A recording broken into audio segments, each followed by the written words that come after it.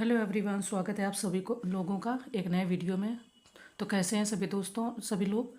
I hope अच्छे ही होंगे और आपकी पढ़ाई भी अच्छी चल रही होगी। तो हम लोगों ने ध्येय आईएएस का टेस्ट पेपर देखा था, जिसके हम लोगों ने 63 नंबर तक क्वेश्चन को सॉल्व कर लिया था। थोड़ी नॉइज़ ज़्यादा हो रही थी कल, तो फिर मैंने वहाँ से बंद कर दिया वीडियो, वरना मैं और आगे इसको 75 तक तो ले ही जाती। तो चलिए कोई नहीं, 64 से फिर हम स्टार्ट करते हैं। और आप लोग प्रैक्टिस को खूब करते रहिए। सी सैट के बारे में भी मैंने डिटेल में चीज़ें बताई हैं। उसका लिंक मैं वीडियो का डाल दूंगी, तो आप चेक कर लीजिएगा। सी साइड में आप अगर मैथ्स से डरते हैं या मैथ्स मान लो आपको नहीं अटैम्प्ट करनी है, तो विदाउट मैथ्स आप सी सेट को कैसे क्लियर कर सकते हैं। और मैं सी सेट के पेपर भी सॉल्व करती हूँ, तो आपको बताती हूँ कि क्या स्कोर रहता है, कि मैं मैथ्स को नहीं टच करती, इसके बावजूद हमारा सी सेट निकलने की कगार पे है। अब एग्ज़ाम वाले दिन का नहीं पता कि एग्ज़ाम में क्या मतलब प्रेशर कैसा रहेगा, कैसे होगा, बट अभी तो फ़िलहाल ठीक ठाक चल रहा है। तो आप भी अच्छे से तैयारी करते रहो। हम स्टार्ट करते हैं क्वेश्चन आंसर। 64 में निम्नलिखित में से कौन सी घटना सबसे बाद में घटित हुई? कृषक प्रजा पार्टी की स्थापना, बारदोली सत्याग्रह, अखिल भारतीय ट्रेड यूनियन कांग्रेस की स्थापना या इंडिया होम रूल सोसाइटी की स्थापना। ठीक है, यहाँ पर अगर आप गेस करो या आपको नहीं भी याद आ रहा हो, रिकॉल हो रहा हो, एक ही दो चीज़ें याद आ रही हों, ठीक है, क्या? बारदोली सत्याग्रह। बारदोली सत्याग्रह अगर देखो तो आपका क्या कब हुआ था, तो ये गुजरात में किसानों द्वारा लगान न देने का आंदोलन था, है ना। सरदार वल्लभ भाई पटेल ने इसमें मतलब लीड किया था, वही इसके लीडर थे। उभरे थे, तो यहाँ से उभरे पहले थे, पर उन्होंने भी इसमें काफ़ी अच्छा रोल निभाया। तो क्या हो जाएगा 1928। इन्होंने कहा कि सबसे बाद की घटना घटित हुई, तो पहले ये 1928 का ये आ गया। कृषक प्रजा पार्टी की स्थापना की बात करोगे तो 1929 में बंगाल में टेनेसी एक्ट को लेकर अकरम खां, अब्दुल रहीम और फजलुल हक के प्रयासों से इसकी स्थापना हुई थी। तो ये 1929 मतलब इससे एक साल बाद में, ठीक है, सॉरी 1929 1929। अगर देखो इंडिया होम रूल सोसाइटी, सबसे ज़्यादा अगर कोई चीज़ याद आ रही तो इंडिया होम रूल सोसाइटी की स्थापना 1905 में होती है। और ये होती कहाँ है तो ये भी बताने की ज़रूरत नहीं है। एम एन जोशी, जोसेफ चैप्टिस्ट तथा लाला लाजपत राय के प्रयासों से, सॉरी मैं दूसरा बता गई, इंडिया होम रूल सोसाइटी की है ना, तो लंदन में श्यामजी कृष्ण मिश्र द्वारा की जाती है ना, कहाँ, लंदन में, तो 1905 में। अब आप देखो, लेकिन ये है कि इसमें आपको सारी चीज़ें पता होंगी तो ही आप निकाल पाओगे। अगर गेस भी करोगे मैं भी कि नहीं याद है चीज़ें, तो नहीं होगा। 1920 में ये होता है। सबसे आखिरी का इन्होंने पूछा था, तो सबसे लास्ट का अगर देखोगे तो प्रजा पार्टी की स्थापना ही होती है 1929 में। सबसे ज़्यादा अगर कोई चीज़ याद है तो इंडिया होम रूल आपको याद होगा, सोसाइटी की स्थापना 1905 में लंदन में श्यामजी कृष्ण वर्मा, है ना। अखिल भारतीय ट्रेड यूनियन कांग्रेस की स्थापना 1920 में, बारदोली सत्याग्रह आपका 1928 में, ठीक है। तो इस तरीके से हमारा आंसर ए सही हो गया। नेक्स्ट है कि कांग्रेस के किस अधिवेशन में कांग्रेस के नाम में राष्ट्रीय शब्द जोड़ा गया था? कलकत्ता अधिवेशन 1920, नागपुर, अमृतसर या लाहौर, ठीक है। राष्ट्रीय शब्द की बात हो रही है। शायद आपको याद हो, नागपुर में एक अधिवेशन होता है 1891 1891 में, कांग्रेस के नाम में राष्ट्रीय शब्द जोड़ा गया था। इसके अध्यक्ष कौन थे उस समय, तो पी आनंद चार्लू थे, ठीक है। तो कौन हो गया, पी आनंद चार्लू थे, और आपका ये नागपुर अधिवेशन होता है, ठीक है। तो ये आपका यहाँ पर आंसर हो जाएगा। नेक्स्ट क्वेश्चन है हमारा सूची का। सूची फर्स्ट को सूची से सुमिलित करना है। अगस्त प्रस्ताव, प्रत्यक्ष कार्रवाई दिवस, अगस्त घोषणा और सांप्रदायिक निर्णय। तो कोई चीज़ अगर आपको यहाँ पर गेस करो याद आ रही हो, है ना। अगस्त प्रस्ताव हमारा 1940 में आता है। सबसे पहले अगर कोई चीज़ याद आई तो, और किसके द्वारा, तो लिन लिथगो, क्या नाम था, लिन लिथगो द्वारा, याद आया, ठीक है, लिन लिथगो द्वारा। ए4 कहाँ मिल गया आपको। इसके बाद में अगर देखो 1940 में लिन लिथगो द्वारा, और प्रत्यक्ष कार्रवाई दिवस कब होती है, तो ये 1946 में होती है प्रत्यक्ष कार्रवाई दिवस। ये आपकी A4 और B3, A4 B3, देखो दो जगह A4 है, ये फर्स्ट ऑप्शन में A4 लेकिन यहाँ B3 नहीं है, यहाँ पर B3 है, तो डी ऑप्शन हमारा सही हो गया। C1 अगस्त घोषणा 1917 और सांप्रदायिक निर्णय तो 1932, ठीक है। दो चीज़ अगर आपको याद आ जाएं केवल, अगस्त प्रस्ताव और आपको ये प्रत्यक्ष कार्रवाई दिवस, तो भी आपका क्वेश्चन निकल आएगा, ठीक है। नेक्स्ट है कि राष्ट्रीय सांख्यिकी आयोग यानी एनएससी की स्थापना किस वर्ष हुई? चार ऑप्शन दिए गए हैं, 2018, 2010, 2005 या 2009, ठीक है। A B C D 4 option दिए गए हैं। सी रंगराजन समिति जो 2001 की सिफारिश पर 1 जून 2005 को राष्ट्रीय सांख्यिकी आयोग का गठन किया गया। इसके प्रथम अध्यक्ष की बात करोगे तो कौन थे? सुरेश तेंदुलकर थे। तो क्या हो जाएगा? 2005। देखो जो समिति थी वो 2001 में उन्होंने सिफारिश की थी, लेकिन जब गठन कब होता है तो 2005, तो वही आंसर बन जाएगा। ठीक है, आगे बढ़ेंगे। नेक्स्ट है कि यदि अर्थव्यवस्था में श्रमिक प्रचलित चालू मजदूरी पर कार्य करने के लिए तत्पर हों परंतु उस मजदूरी दर पर भी उन्हें कार्य न मिले, ऐसी बेरोजगारी को कहते हैं अनैच्छिक बेरोजगारी, प्रच्छन्न बेरोजगारी, घर्षणात्मक बेरोजगारी या उपरोक्त में से कोई नहीं। अर्थव्यवस्था में श्रमिक प्रचलित चालू मजदूरी दर पर कार्य करने के लिए तत्पर, मतलब लेबर तैयार है मजदूरी करने के लिए, फिर भी उसको मजदूरी दर न मिले और कार्य न मिले, तो ऐसी बेरोजगारी को हम लोग अनैच्छिक बेरोजगारी कहते हैं। ठीक है, आगे बढ़ेंगे। देखो 69 से ये मतलब हम लोगों ने देखे तो वो हम आगे वीडियो में दिखा चुके हैं। अब हम ये वीडियो आगे, ये क्वेश्चन हम आगे सॉल्व करने वाले हैं। ठीक है, 73। उसके बाद में इधर से आ जाइए 74 बायोलॉजिकल कम्युनिटी। अब इसको ध्यान से देखेंगे तो आगे जो क्वेश्चन हिंदी में आएंगे वो आप समझ पाओगे। ठीक है, इंग्लिश मीडियम वालों के लिए ये है, ये 77 78। चलें आगे बढ़ते हैं। देखो 69 से देखा ना, निम्नलिखित योजनाओं को उनके प्रारंभ वर्ष के कालक्रम में व्यवस्थित करें। अमृत योजना, अटल पेंशन योजना, प्रधानमंत्री श्रम योगी मानधन योजना एंड सक्षम योजना। अब अगर इनमें भी आपको कुछ याद है तो ही आप केस वर्क कर सकते हो। ठीक है, अगर याद नहीं है तो फिर नहीं चलेगा। देखो जो आपकी अटल पेंशन योजना सबसे फेमस अगर है तो ये आपकी 9 मई 2015 को स्टार्ट होती है। कब? 2015 को। ठीक है, तो सेकेंड यहाँ पर कौन सा ऑप्शन है? एक ही ऑप्शन है, लेकिन फिर भी थोड़ा सा अगर और कोई याद आ रही हो। एक आपकी अमृत योजना चलती है मरीजों को सस्ती दर पर दवा उपलब्ध कराने के लिए। ठीक है, ये भी 2015 में ही स्टार्ट होती है। कौन सी? तो अमृत योजना। लेकिन इसकी जो मंथ होता है वो होता है 15 नवंबर। ठीक है, नवंबर 2015, 2143। तो यही आपका ऑप्शन हो जाएगा। अगर आप सोचो कि फिर इनके जो स्टार्टिंग वर्ष है वो कौन से होंगे? प्रधानमंत्री श्रम मानधन योजना, ये अभी आपने सुना होगा। असंगठित क्षेत्र के कामगारों को प्रतिमाह 3,000 रुपये देने का प्रावधान किया गया। किसमें? तो प्रधानमंत्री मानधन योजना में, और ये 2019 में स्टार्ट होती है। ठीक है, ये 2019 में। और बात करें ये सक्षम योजना की, सक्षम योजना आपकी 28 सितंबर 2016 को देश भर में अप्रत्यक्ष कर प्रणाली के लिए एक नया नेटवर्क उपलब्ध कराने के लिए। ठीक है, तो 2016 में ये स्टार्ट होती है। सबसे पहले कौन जाएगी? तो 9 मई 2015 को अटल पेंशन योजना। ठीक है, तो इसी तरीके से डी ऑप्शन सही हो जाएगा। नेक्स्ट क्वेश्चन हमारा देखते हैं। निम्न कथनों पर कह रहे हैं कि विचार करें। एशिया अवसंरचना निवेश बैंक AIIB की स्थापना 25 दिसंबर 2015 को हुई थी। इसमें प्रत्येक सदस्य का मताधिकार अंशधारिता के आधार पर नहीं बल्कि उनकी अर्थव्यवस्था के आकार के आधार पर निर्धारित किया गया। असत्य कथन है, ये बताना कि इसमें से कौन से असत्य कथन है। वो कथन फर्स्ट की बात करें तो देखो, एशिया अवसंरचना निवेश बैंक की स्थापना 25 दिसंबर 2015 को हुई थी और इसका मुख्यालय जो है बीजिंग में है। यह बैंक सदस्य देशों की ऊर्जा एवं परिवहन सहित वृहद अवसंरचना परियोजनाओं में सहायता करती है। कथन सेकंड भी सत्य है। इसमें प्रत्येक सदस्य का मताधिकार अंशधारिता के आधार पर नहीं बल्कि उनके अर्थव्यवस्था के आकार के आधार पर निर्धारित किया गया है। और यहाँ पर भी दिया है कि अंशधारिता के आधार पर नहीं बल्कि उनके। तो अब कौन सा आंसर हो जाएगा? ना तो पहला सत्य है ना ही दूसरा, तो डी हो जाएगा। ना तो फर्स्ट ना ही सेकेंड, दोनों ये।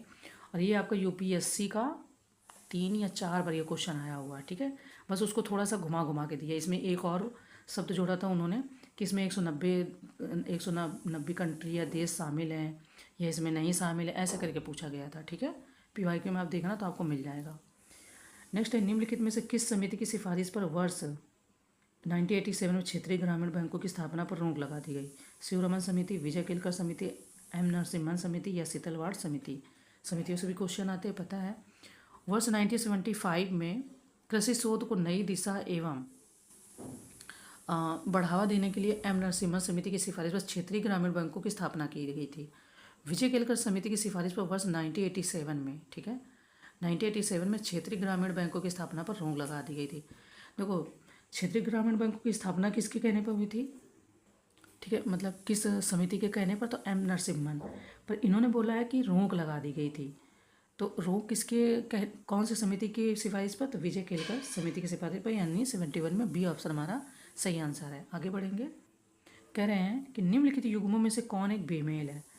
खाद्य मिलावट निरोधक कानून 1954, ट्राइफेड 1987, एगमार्क एक्ट 1937 एंड राष्ट्रीय कृषि विपणन संस्थान 1986। अब इसमें से कोई एक सही सुमेलित नहीं है। राष्ट्रीय कृषि विपणन संस्थान की स्थापना अगर बात करें तो जयपुर राजस्थान में है, और ये 1986 नहीं होगा, ये 1988 हो जाएगा। बाकी आपके सही हैं, ठीक है। डी ऑप्शन इसका आंसर हो जाएगा। कह रहे हैं कि वित्त मंत्रालय के किस विभाग द्वारा प्रतिवर्ष भारत का आर्थिक सर्वेक्षण तैयार किया जाता है? आर्थिक मामलों का विभाग, राजस्व विभाग, व्यय विभाग या वित्तीय सेवा विभाग? वित्त मंत्रालय यानी फाइनेंस कमीशन या डिपार्टमेंट हो गया, है ना। तो किस विभाग द्वारा प्रतिवर्ष भारत का आर्थिक सर्वेक्षण तैयार किया जाता है, ये कह रहे हैं। भारत का आर्थिक सर्वेक्षण प्रतिवर्ष आपका वित्त मंत्रालय के आर्थिक मामलों के विभाग द्वारा मुख्य आर्थिक सलाहकार के मार्गदर्शन में तैयार किया जाता है, जिससे संसद में केंद्रीय बजट पेश किए जाने से एक दिन पहले प्रस्तुत किया जाता है ना। तो क्या हो जाएगा? आर्थिक मामलों का विभाग, यानी ए ऑप्शन हमारा सही है। आगे बढ़ेंगे। नेक्स्ट हमारा क्वेश्चन कि निम्नलिखित में कौन एक जैविक समुदाय को प्रदर्शित करता है? एक क्षेत्र में समान प्रजातियों की संख्या और परस्पर क्रिया, एक क्षेत्र में विभिन्न प्रजातियों की संख्या और परस्पर क्रिया, भिन्न भिन्न क्षेत्र में एक समान प्रजातियों की संख्या में परस्पर क्रिया, या भिन्न भिन्न क्षेत्र में भिन्न भिन्न प्रजातियों की संख्या एवं परस्पर समान क्रिया, ठीक है, या परस्पर क्रिया, ये बताना है।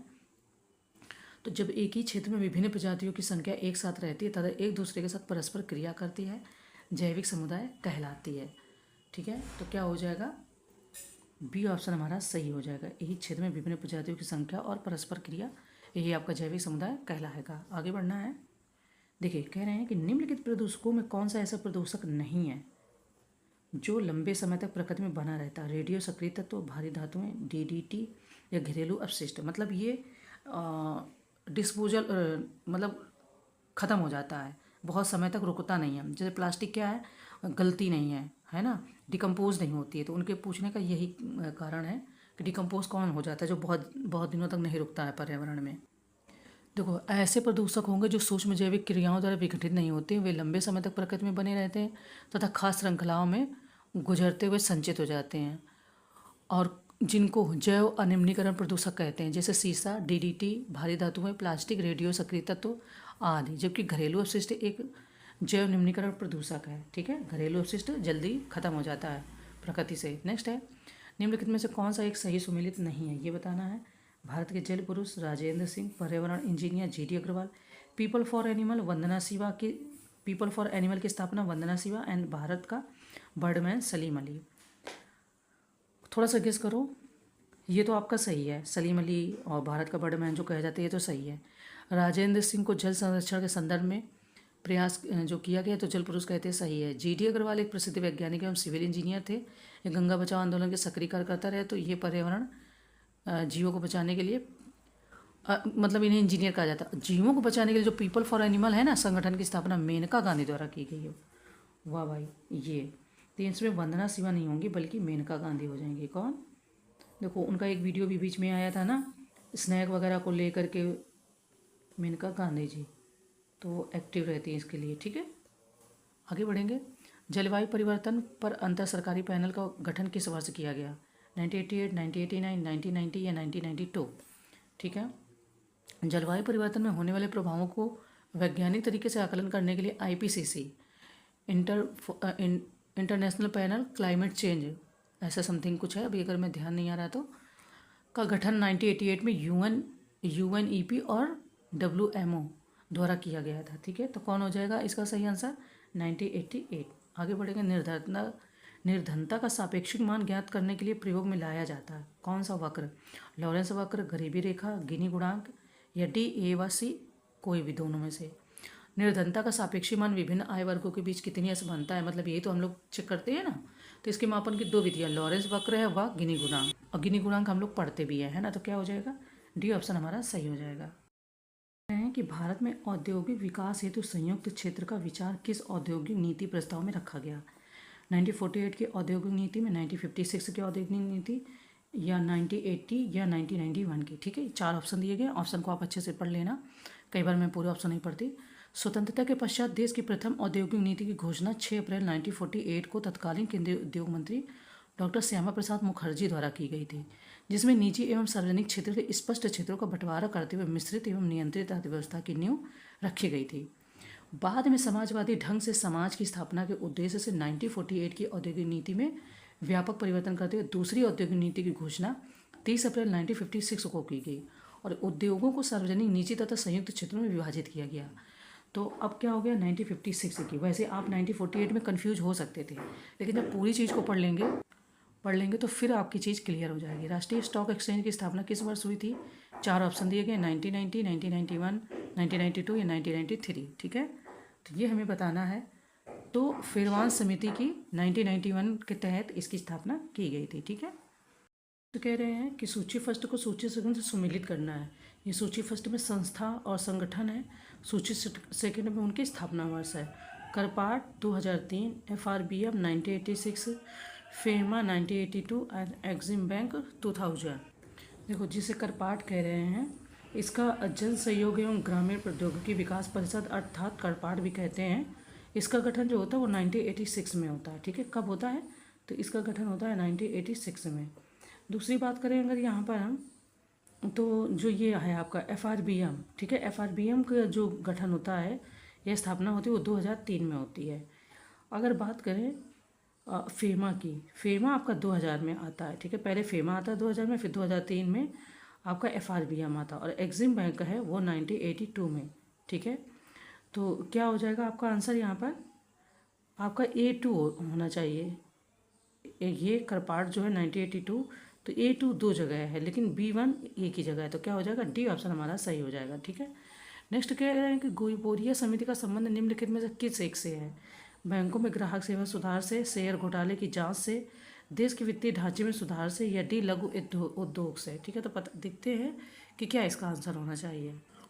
गोईपोरिया समिति की अगर हम बात करें, बैंकों में ग्राहक सेवा सुधारने हेतु सुझाव देने के लिए गोईपेरिया समिति का गठन किया गया था और इस समिति ने अपनी रिपोर्ट 5 दिसंबर 1991 में प्रस्तुत की थी। ठीक है, तो क्या था? बैंकों में ग्राहक सेवा में सुधार से। ठीक है, क्योंकि बहुत बार होता है ना कि जब आपको ज़रूरी काम होता है तो वो लोग बोलते हैं कि भी चाय का समय है, या कभी कभी लंच इतने से इतने चलता है, और भी चीज़ें जो प्रभावित करती हैं, फाइनेंशियल इंक्लूजन को प्रभावित करती है, तो इसलिए इन्होंने सुझाव दिए थे। कह रहे चोलों की राजधानी उदयपुर प्रसिद्ध थी रेशम के व्यापार के लिए, कपास के व्यापार के लिए, स्वर्ण मुद्राओं के लिए, मसालों के लिए।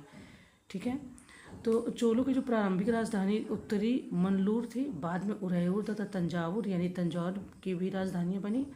उदयपुर कपास के व्यापार के लिए प्रसिद्ध थी। किसके? तो कपास के व्यापार के लिए। आगे देखते हैं, कह रहे हैं कि सूची फर्स्ट को सूची सेकंड से सुमेलित कीजिए। ये सूची फर्स्ट में हड़प्पा स्थल है और सूची सेकंड में ये सामग्री है।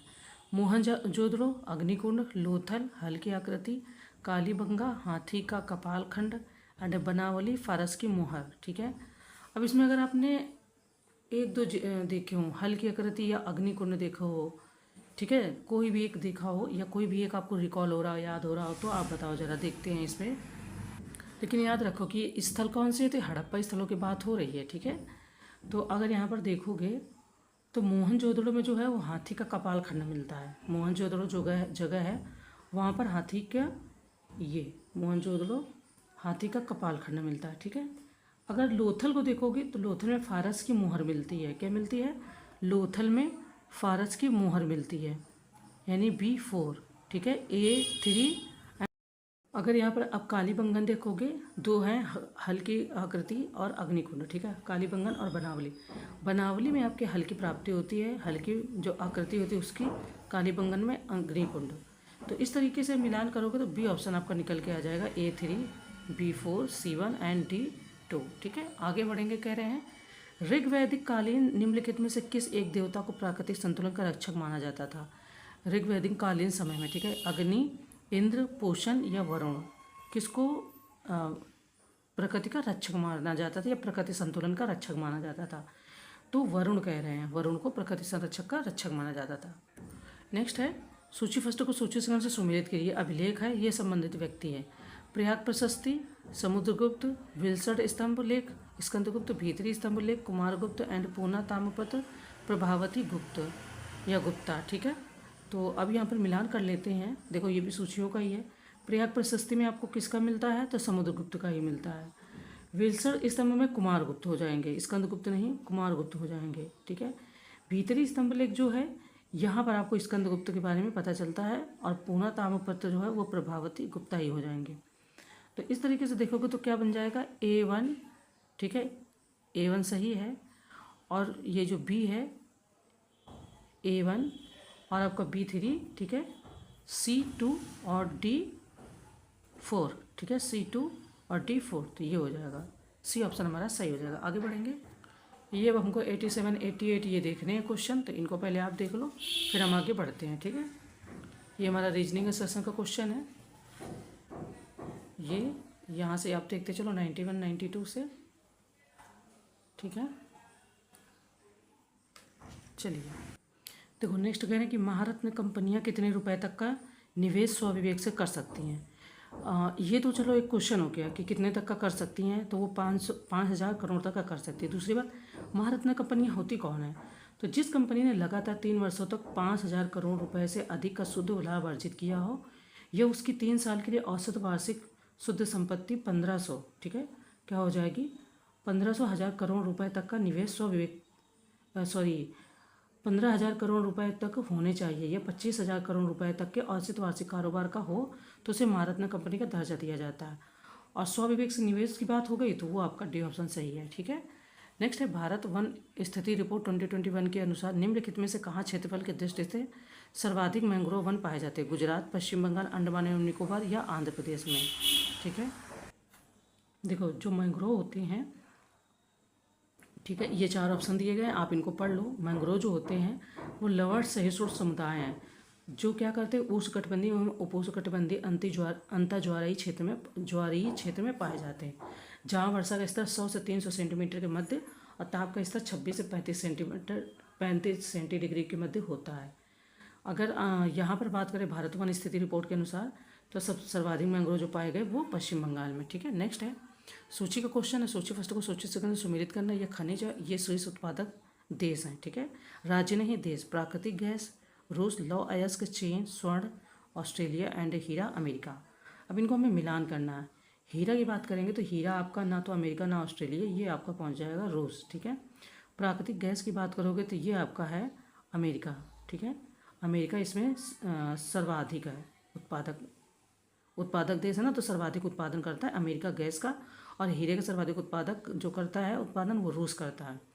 फिर अब 2 चीज़ें बची लौ अयस्क, तो स्वर्ण में है चीन, आगे कह रहे हैं यहाँ पर स्वर्ण में चीन है, और लौ अयस्क में कौन हो जाएगा, तो लौ अयस्क में आपका हो जाएगा ऑस्ट्रेलिया, ठीक है, लौ अयस्क में ऑस्ट्रेलिया। तो फिर आप जब मिलान करोगे तो फिर कौन सा आंसर सही निकल आएगा, कूट, तो यहाँ से देख लो A4 है, A4 एक ही जगह पर है, C ऑप्शन आपका यहाँ पर तुरंत निकल आया, ठीक है। नेक्स्ट क्वेश्चन है कि नीचे 2 कथन दिए गए जिनमें से एक को अभिकथन ए और दूसरे को कारण आर कहा गया। अभिकथन ए, मुद्रास्फीति की उपभोक्ता मूल्य सूचकांक आधारित माप थोक मूल्य सूचकांक आधारित माप से अधिक व्यापक है। कारण कह रहे हैं थोक मूल्य सूचकांक आधारित माप में सेवाओं को कीमतों में परिवर्तन को शामिल नहीं किया जाता, ये ध्यान रखना। तो अब ये कूट दिए गए, हमें बताना इसमें से कौन सा ऑप्शन सही है।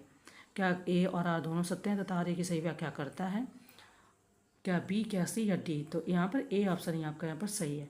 इसको अच्छे से पहले पढ़ लेना। मुद्रास्फीति की उपभोक्ता मूल्य सूचकांक आधारित माप थोक मूल्य सूचकांक आधारित माप से अधिक व्यापक है, ये कह रहे हैं, ठीक है। आगे बढ़ना है। कह रहे हैं कि निम्नलिखित में से किस एक संस्था का उद्देश्य सामान्यतः व्यापार में मात्रात्मक प्रतिबंधों के उपयोग को निषिद्ध करना है, ठीक है। WTO, IDA, IMF या IAFC, ठीक है। तो किसका ये काम है, मतलब जो व्यापार में संतुलन रखता है, तो ये आपका हो जाएगा WTO का। किसका हो जाएगा, WTO का काम हो जाएगा। नेक्स्ट है निम्नलिखित में से किस आर्थिक सर्वेक्षण में पहली बार धारणीय विकास और जलवायु परिवर्तन का नवीन अध्याय जोड़ा गया, 2009-10, 2008-9, 2011-12 या 2013-14, ठीक है। तो अगर यहाँ पर बात करें तो वर्ष 2011-12 के आर्थिक सर्वेक्षण में पहली बार धारणीय विकास और जलवायु परिवर्तन का नवीन अध्याय जोड़ा गया। क्या हो जाएगा, 11 और 12, ठीक है, सी ऑप्शन। कह रहे हैं नेक्स्ट निम्नलिखित में से कौन सा एक युग में सही सुमेलित नहीं है, ये सही सुमेलित नहीं। ऑस्ट्रेलिया में स्थित स्थान है और ये संबंधित खनिज है। वीपा, बॉक्साइट, ब्रोकेन हिल, जस्ता चांदी, लेड, पिलबरा, लौ अयस्क and Olympic Olympic dam Khan सोना, ठीक है। तो ऑस्ट्रेलिया में स्थित अगर वीपा तो बॉक्साइट निक्षेप है तो सही है आपका, ठीक है। और ब्रोकन हिल तो लेड जस्ता के लिए उत्पादन के रूप में भी प्रसिद्ध है। पिलवरा आपका लौ अयस्क के लिए। ओलंपिक डैम खान जो कह रहे हैं वो यूरेनियम के है, ना कि सोना के लिए, ठीक है। ये आपकी यूरेनियम के लिए। आगे बढ़ेंगे, नेक्स्ट क्वेश्चन देखेंगे, डी ऑप्शन ही सही है। नेक्स्ट है कि निम्नलिखित कथनों में से कौन सा से सही है। कर्क रेखा भारत के मध्य से होकर गुजरती है। मिजोरम की राजधानी आइजोल कर्क रेखा के दक्षिण में स्थित है। ये 4 ऑप्शन दिए गए हैं, ए, बी, सी और डी। हमें बताना है कि क्या इसमें सही है। कर्क रेखा 23.5 डिग्री नॉर्थ भारत के मध्य से होकर गुजरती, सही है। यह भारत को 2 बराबर भागों में तो बांटती है और यह 8 राज्यों से होकर गुजरती है, ये भी सही है। लेकिन एक यहाँ पर कथन गलत है, जो कह रहे हैं कि मिजोरम की राजधानी आइजोल कर्क रेखा के दक्षिण में स्थित है। तो ये दक्षिण में नहीं स्थित है, ये आपकी उत्तर में स्थित है। कहाँ स्थित है? उत्तर में। तो फिर सेकंड ऑप्शन गलत है, तो फर्स्ट ऑप्शन ही केवल सही होगा, ठीक है। नेक्स्ट है, करेवा भू आकृति कहाँ पाई जाती है। पश्चिमी घाट में, कश्मीर हिमालय में, उत्तर पूर्वी हिमालय में, थार मरुस्थल में। देखो, कश्मीर हिमालय का विस्तार सिंधु नदी से सतलज नदी तक पाया जाता है। इसमें अनेक पर्वत श्रेणियाँ हैं। काराकोरम, लद्दाख, जास्कर पेड़, पंजाल आदि पाई जाती है। करेवा स्थलाकृति जो होती है वो कश्मीर हिमालय में पाई जाती है, जहाँ जाफरान की खेती की जाती है। करेवा का शाब्दिक अर्थ उच्च पठारी भूमि से, तो क्या हो जाएगा? कश्मीर हिमालय में, बी ऑप्शन। नेक्स्ट, सिंधु नदी बहती है काराकोरम व लद्दाख श्रेणियों के मध्य, लद्दाख व बृहद हिमालय के मध्य, काराकोरम व जास्कर श्रेणियों के मध्य, या लद्दाख व जास्कर, मतलब यही उसके ऑप्शन है। तो सिंधु नदी का उद्गम स्रोत तिब्बत में मानसरोवर झील के निकट स्थित है और तिब्बत में इसे सिंगी खवान कहते हैं। यह एक पूर्ववर्ती नदी है जो लद्दाख व जास्कर श्रेणियों के मध्य बहती है, तो लद्दाख व जास्कर श्रेणियों के मध्य में। आगे बढ़ेंगे, अब हम आगे जो क्वेश्चन देखेंगे उसका आप इंग्लिश ट्रांसलेशन पहले देख लो यहाँ पर, ठीक है। 98, 99, 100 और इसके बाद में यहाँ से आप देख लो 101, 102, 103, 104, 105, ठीक है। ये थोड़ा लंबा है रीजनिंग सेशन का, तो आगे बढ़ेंगे। देखो, क्वेश्चन है कि सूची फर्स्ट को सूची सेकंड से सुमेलित करें, ठीक है। ये सूची फर्स्ट है। सेकंड, शिलांग पठार उष्णकटिबंधीय आर्द्र मानसूनी वन। पश्चिमी घाट का ढाल उष्णकटिबंधीय सदाहरित वन। गंगा ब्रह्मपुत्र डेल्टा उष्णकटिबंधीय शुष्क मानसूनी वन। एंड पश्चिमी घाट का वृष्टि छाया क्षेत्र ज्वारी वन, ठीक है। आप कुछ चीज़ें यहाँ पर आपको याद आ रही होंगी, उनको पहले मिलान करो अच्छे से। अगर हम देखें शिलांग पठार तो उष्णकटिबंधीय सदाबहार वन हो जाएगा, ठीक है। सदाहरित या सदाबहार, ठीक है। तो ये हो जाएगा A2, क्या हो जाएगा? A2। पश्चिमी घाट का ढाल की बात करोगे तो मानसूनी उष्णकटिबंधीय आर्द्र मानसूनी वन हो जाएगा, क्या हो जाएगा? उष्णकटिबंधीय आर्द्र मानसूनी वन हो जाएगा। अगर यहाँ पर देखेंगे ये गंगा ब्रह्मपुत्र डेल्टा, तो ये आपका हो जाएगा ज्वारी। और पश्चिमी घाट का वृष्टि छाया प्रदेश तो उष्णकटिबंधीय शुष्क, क्योंकि यहाँ पर जब वृष्टि छाया क्षेत्र है तो यहाँ पानी का, इसको मिलान करेंगे तो इसके बाद में क्या ऑप्शन सही हो जाएगा? तो सी ऑप्शन हमारा यहाँ पर सही हो जाएगा। A2, B1, C4 और D3, ठीक है। ये D3, एक सेकेंड, ये D है और ये 3, ये C, ये 4, ठीक है। तो सी ऑप्शन सही है। आगे बढ़ेंगे, कह रहे हैं धारणी विकास लक्ष्य पहली बार प्रस्तावित किया गया था। पृथ्वी सम्मेलन 1992 में, स्टॉकहोम सम्मेलन, जोहान्सबर्ग सम्मेलन और रियो +20 सम्मेलन। ये ईयर अलग है सारे सम्मेलन के, तो आप अच्छे से देख लेना। धारणी विकास लक्ष्यों को सर्वप्रथम वर्ष 2010 में रियो +20 सम्मेलन में प्रस्तावित किया गया था और यह सम्मेलन 2012 में रियो डी जेनेरियो यानी ब्राज़ील में संपन्न हुआ था। हम लोग नाम सुनते रहते हैं ना, रियो डी जेनेरियो, तो डी ऑप्शन हमारा सही हो जाएगा। आगे बढ़ देंगे, कह रहे हैं कि निम्नलिखित युग्मों में से कौन सा एक सही सुमेलित नहीं है। पारिस्थितिक तंत्र, एजी टांसले, 10% का नियम, ओडम, अनुक्रमण, क्लेमेंट, बायोडाइवर्सिटी, WC रोजन। तो इसमें कोई सही सुमेलित नहीं है, तो वो हमें बताना है। पहले तो इनको आप अच्छे से पढ़ लो, इसके बाद में बात करेंगे। अगर बात करें वर्ष 1937 में, तो एजी टांसले द्वारा सर्वप्रथम पारिस्थितिकी तंत्र की संकल्पना प्रस्तावित की गई थी। 10% का नियम है, ये आपने लिंडमैन का नाम सुना होगा, है ना। 10% की जो बात होती है, तो ये नियम लिंडमैन द्वारा प्रतिपादित किया गया था। तो बी ऑप्शन आपका यहाँ पर गलत है, ओडम नहीं होंगे, ठीक है। आगे बढ़ेंगे, कह रहे हैं कि निम्नलिखित कथनों में से कौन सा से सही है। IUCN प्रकृति संरक्षण एवं प्राकृतिक संसाधनों के सतत प्रयोग के क्षेत्र में कार्य करता है। यह संयुक्त राष्ट्र संघ का अंग है। ये कूट दिए गए, हमें बताना है कि इनमें से कितने कथन सत्य हैं। तो यहाँ पर दो ऑप्शन दिए गए, इन्होंने बताया है। तो यहाँ पर फर्स्ट ऑप्शन आपका सही है। सेकंड क्यों गलत है? यह संयुक्त राष्ट्र संघ का अंग नहीं, बल्कि ये संयुक्त राष्ट्र संघ का संयुक्त राष्ट्र महासभा में पर्यवेक्षक का आधिकारिक दर्जा प्राप्त है, ठीक है। तो इसलिए सेकंड ऑप्शन गलत है। सेकंड जैसे ही गलत होगा तो ये भी गलत हो जाएगा, ये भी गलत हो जाएगा, ये भी गलत, ये केवल फर्स्ट ऑप्शन सही है। आगे बढ़ेंगे। कह रहे हैं कि प्राकृतिक स्रोतों से वैश्विक मीथेन उत्सर्जन का सर्वाधिक भाग किस एक से उत्सर्जित होता है? मतलब ये प्राकृतिक चीज़ें हैं, इनसे भी मीथेन उत्सर्जित होती है। तो इनमें से कौन सी चीज़ है? समुद्र, आर्द्रभूमि, धान के खेत या हाइड्रेट्स? बात करें अगर यहाँ पर मीथेन की CH4, तो एक हरित गृह गैस है। हरित गृह का मतलब होता है जो नुकसान करती है ना। हरित गृह ये जो आपका ओजोन परत है, इन सब चीज़ों में नुकसान करती है, उसको कहते हैं। जो कि वायु प्रदूषण होती है, इसे मार्स गैस भी कहते हैं। आर्द्रभूमि, समुद्र, हाइड्रेट्स मीथेन के उत्सर्जन के प्राकृतिक स्रोत हैं। और प्राकृतिक स्रोतों से वैश्विक मीथेन का सर्वाधिक 76% भाग आर्द्रभूमि से ही उत्सर्जित होता है। किससे? तो आर्द्रभूमि से, ठीक है। नेक्स्ट है, निम्नलिखित में से कौन एक मूल मात्रक नहीं है? मूल मात्रक नहीं है एम्पियर, जूल, केल्विन या कैंडेला, ठीक है। तो यहाँ पर किसी भौतिक राशि को व्यक्त करने के लिए कुछ मानकों का प्रयोग किया जाता है। जूल आपका कह रहे हैं कि मूल मात्रक नहीं है, ठीक है। जो अन्य मानकों से स्वतंत्र होते हैं इन्हें मूल मात्रक कहते हैं। यहाँ पर आपका जो है वो देखो, जूल बताया, जूल कार्य या ऊर्जा का मात्रक होता है। किसका होता है? तो कार्य या ऊर्जा का। आगे बढ़ना है। नेक्स्ट हमारा क्वेश्चन है कि गुरुत्वीय त्वरण के संदर्भ में कौन सा कथन सत्य है? ऑप्शन फर्स्ट, इसका मान वस्तु के द्रव्यमान पर निर्भर करता है। इसका मान वस्तु के आकार पर निर्भर करता है। इसका मान वस्तु के द्रव्यमान पर निर्भर नहीं करता। या डी, इनमें से कोई नहीं, ठीक है। गुरुत्वीय त्वरण की बात कह रहे हैं, हमें यहाँ पर सही आंसर बताना है, कौन सा कथन सत्य है, ठीक है। तो सी, गुरुत्वीय त्वरण उस बल के बराबर होता है जिस बल से पृथ्वी एकांक द्रव्यमान वाली वस्तु को अपने केंद्र की ओर आकर्षित करती है। तो क्या हो जाएगा? सी। सी में क्या पढ़ा आपने? इसका मान वस्तु के द्रव्यमान पर निर्भर नहीं करता। ओके, आगे बढ़ेंगे। कह रहे हैं निम्नलिखित में से कौन सा समूह कृत्रिम सोना को प्रदर्शित करता है? ये चार ऑप्शन दिए गए हैं, आप पढ़ लो अच्छे से।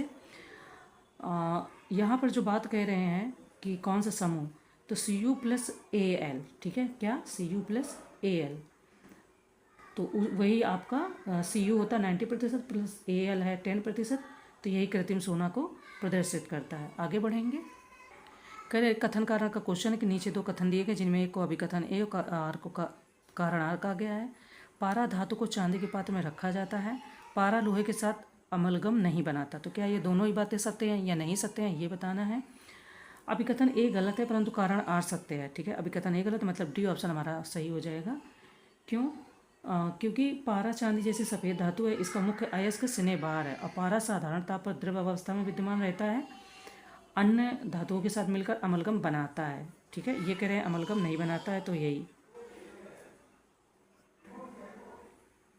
देखो ध्यान रखना, मैं गलती से कह कि पारा लोहे के साथ अमलगम नहीं बनाता, ये यहाँ पर कह रहे हैं, तो ये सही है, ठीक है। अमलगम ये कोई एक शब्द है, टर्म है, तो ये बनाता है, तो ये सत्य है। मैंने टिक कर दिया था गलती से।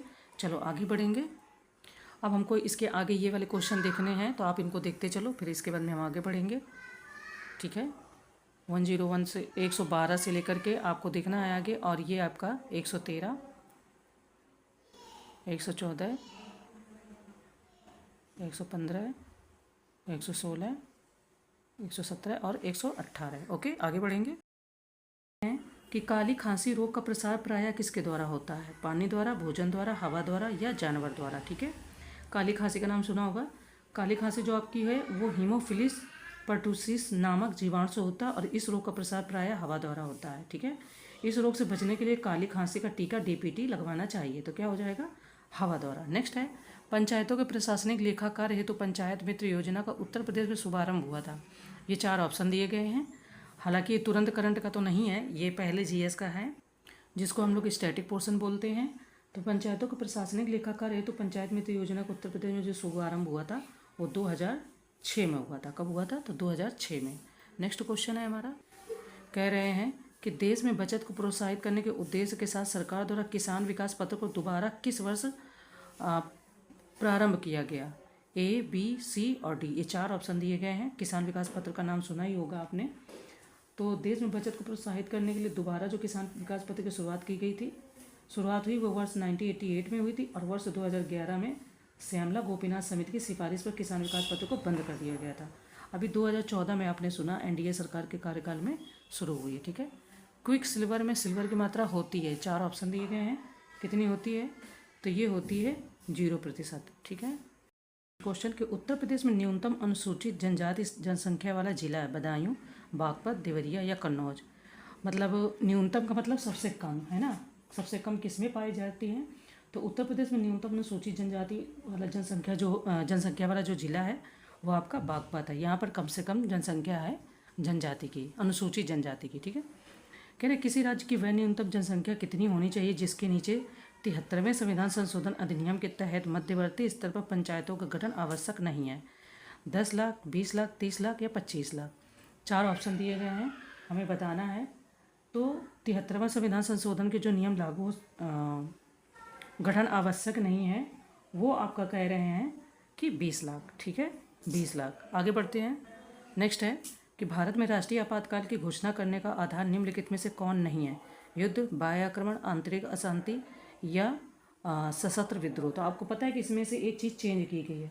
भारतीय संविधान में अनुच्छेद 352 के अनुसार युद्ध, बाह्य आक्रमण और सशस्त्र विद्रोह के आधार पर राष्ट्रपति द्वारा आपातकाल की घोषणा की जा सकती है, मगर सशस्त्र विद्रोह शब्द से किसको प्रतिस्थापित कर दिया गया, तो आपके आंतरिक अशांति को इससे मतलब बदल दिया गया। ये इसका आधार नहीं है। आगे बढ़ेंगे।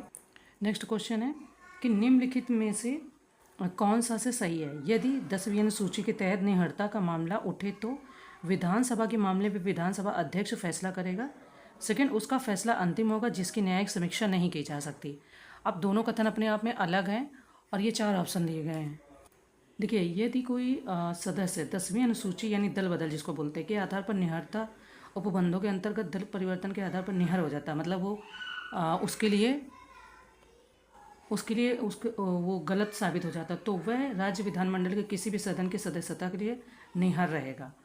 और 10वीं अनुसूची के तहत यदि निहरता का मामला उठे तो विधान परिषद के मामले में सभापति एवं विधानसभा के मामले में विधानसभा अध्यक्ष फैसला करेगा। 1992 में उच्चतम न्यायालय ने यह व्यवस्था दी थी कि सभापति या अध्यक्ष का फैसला न्यायिक समीक्षा के अंतर्गत आता है। इन्होंने कहा कि नहीं आता, तो ये ऑप्शन हो जाता है गलत और ऑप्शन फर्स्ट हमारा यहाँ पर सही हो जाएगा। ठीक है, कह रहे हैं कि भारतीय संविधान का कौन सा भाग अंतर्राष्ट्रीय शांति और सुरक्षा के प्रति राज्य के उत्तरदायित्व का उल्लेख करता है। प्रस्तावना, मौलिक अधिकार, नीति निर्देशक तत्व या मौलिक कर्तव्य। ठीक है, तो भारतीय संविधान के भाग 4 के अंतर्गत राज्य के नीति निर्देशक सिद्धांत उल्लिखित है और इस भाग के अनुच्छेद 51 के तहत आपका अंतर्राष्ट्रीय। ठीक है, तो क्या हो जाएगा, सी ऑप्शन सही है। ठीक है, कह रहे हैं कि लोकसभा का विघटन हो जाने पर लोकसभा में लंबित सभी विधेयक हैं, ऑप्शन ए, समाप्त हो जाते हैं, समाप्त नहीं होते, ए तथा बी दोनों या डी इनमें से कोई नहीं। तो हम लोग पढ़ते रहते हैं ना कि विधेयक हमारा लोकसभा में गया, लोकसभा से पास होकर फिर राज्यसभा में, या राज्यसभा से पास होकर लोकसभा में, तो ये चीज़ें सब सुनते रहते हो, तो ये वही से रिलेटेड है। ठीक है, काफ़ी अच्छा क्वेश्चन है। तो देखो, अनुच्छेद 107 के अनुसार लोकसभा का विघटन हो जाने पर लोकसभा में सभी लंबित विधेयक समाप्त हो जाते हैं, चाहे वह पेश किए गए हों या नहीं, तो क्या हो जाएगा, समाप्त हो जाते हैं। ठीक है, या समाप्त हो जाएंगे। नेक्स्ट कह रहे हैं निम्नलिखित में से किस वर्ष राष्ट्रीय ग्रामीण रोजगार गारंटी योजना का नाम परिवर्तित करके महात्मा गांधी ग्रामीण रोजगार यानी मनरेगा कर दिया गया था। ठीक है, ये 4 ऑप्शन दिए गए हैं, है ना, तो ये 4 ऑप्शन दिए गए हैं। आज का अच्छा, इसको और अच्छे से डिटेल में पढ़ लेना इस क्वेश्चन को। ये यहाँ पर तो ऐसा ही आता है, यूपीएससी में बहुत अंदर से आता है डिटेल्ड में, तो अच्छे से लोकसभा के पूछ रहे थे तो वो तो ख़त्म हो जाएंगे, मतलब समाप्त हो जाते हैं। राज्यसभा द्वारा भेजे गए हों, जबकि राज्यसभा में लंबित विधेयक जिसे लोकसभा ने पारित नहीं किया है समाप्त नहीं होते, ये डिफरेंस है। लोकसभा में लंबित है विधेयक और लोकसभा का विघटन हो गया तो उसके विधेयक वहीं समाप्त हो जाएंगे। लेकिन अगर राज्यसभा में लंबित है विधेयक और जिसे लोकसभा ने पारित नहीं किया है तो वो भी समाप्त नहीं होते, ये जरूर ध्यान रखना। हम बात कर रहे थे कि जो राष्ट्रीय ग्रामीण रोजगार गारंटी योजना, इसका मनरेगा नाम किस सन में किया गया था, तो 2009 में किया गया था। ठीक है, नेक्स्ट है कि सौर ऊर्जा की स्थापना तथा पंप सेटों और सौर ऊर्जा से जोड़कर किसानों की डीजल पर निर्भरता समाप्त करने के उद्देश्य के साथ प्रधानमंत्री कुसुम योजना का प्रारंभ किया गया था। ये कब किया गया था, 4 ऑप्शन दिए गए हैं, अगर आपको याद हो तो वो हमें बताना है। ठीक है, तो जो कुसुम योजना का प्रारंभ किया गया था 2019 में किया गया था। ठीक है, भारत में कर्मचारी, है ना, भारत में कर्मचारी राज्य बीमा योजना किस वर्ष प्रारंभ की गई थी, इसके भी ये 4 ऑप्शन दिए गए हैं, हमें बताना है। तो भारत में कर्मचारी राज्य बीमा योजना आपकी वर्ष 1952 में प्रारंभ की गई थी। ठीक है, ये हम यहाँ से देखेंगे। अब आगे क्वेश्चन जो भी देखेंगे तो यहाँ पहले इंग्लिश ट्रांसलेशन इसका देख लो। ठीक है, 124, 125, 126, 127, 128। कह रहे हैं कि निम्नलिखित में से कौन ऐसे लोकसभा अध्यक्ष रहे हैं जो बाद में राष्ट्रपति बने। ऑप्शन ए, बी, सी और डी। आप इनमें से बहुत अच्छे से ध्यान रखो, ये क्वेश्चन भी रिपीटेड बहुत आता है। नीलम संजीव रेड्डी ऐसे लोकसभा अध्यक्ष रहे हैं जो बाद में राष्ट्रपति बने हैं। तो कौन हो जाएगा? नीलम संजीवा रेड्डी। तंबाकू की पत्तियों को सुखाने की प्रक्रिया कहलाती है ब्लैक बर्डिंग, स्क्रीनिंग, वाइट रस्टिंग या क्यूरिंग। ठीक है, तो तंबाकू की पत्तियों को सुखाने की प्रक्रिया को क्यूरिंग कहा जाता है। क्या कहा जाता है? क्यूरिंग, यानी कि डी ऑप्शन सही है। ठीक है, जनगणना 2011 के अनुसार निम्नलिखित कथनों में कौन से सही बताना है। भारत में शिशु लिंगानुपात 0 से 6 में वर्ष 2001 की तुलना में 8 अंकों की कमी आई। सर्वाधिक शहरी शिशु लिंगानुपात वाला राज्य नागालैंड है। तो ये 4 ऑप्शन दिए गए हैं, क्या वाकई में ऐसा ये बताना है? तो आपके दोनों ही ऑप्शन सत्य हैं, यानी कि फर्स्ट जो कह रहे हैं और सेकंड जो कह रहे हैं, यानी सर्वाधिक शहरी शिशु लिंगानुपात वाला राज्य आपका क्या है? तो वो नागालैंड है। ठीक है, नेक्स्ट है कि राष्ट्रीय स्वास्थ्य नीति 2017 के अनुसार किस वर्ष तक राष्ट्रीय एवं उपराष्ट्रीय स्तर पर कुल प्रजनन दर यानी TFR को घटाकर 2.1 तक लाने का लक्ष्य रखा गया है? 2030, 2025, 2035 या 2045 तक। ठीक है, तो 15 मार्च 2017 को राष्ट्रीय स्वास्थ्य नीति 2017 को अनुमोदित किया गया था। इसका जो लक्ष्य है वो 2025 तक 2.1 लाने की मतलब जो लक्ष्य रखा गया वो डिसाइड है।